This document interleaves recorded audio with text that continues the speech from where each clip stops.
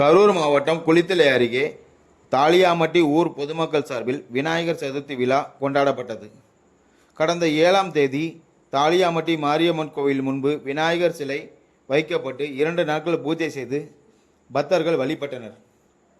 அதனைத் தொடர்ந்து விநாயகர் சதுர்த்தி விழாவில் காவல்துறையின் கட்டுப்பாட்டுகளுடன் பாதுகாப்பாக விநாயகர் சிலை வாகனத்தில் கொண்டு வரப்பட்டு மணப்பாறை மெயின் ரோட்டில் உள்ள கட்டளை மேட்டு வாய்க்காலில் கரைக்கப்பட்டது.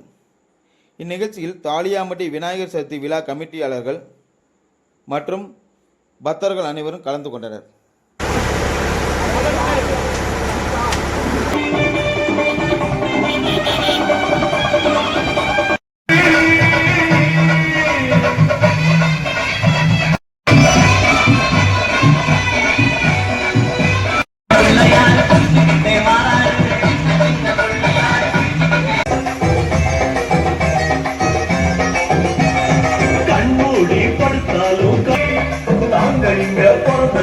ஐயாவோ ஆனப்படி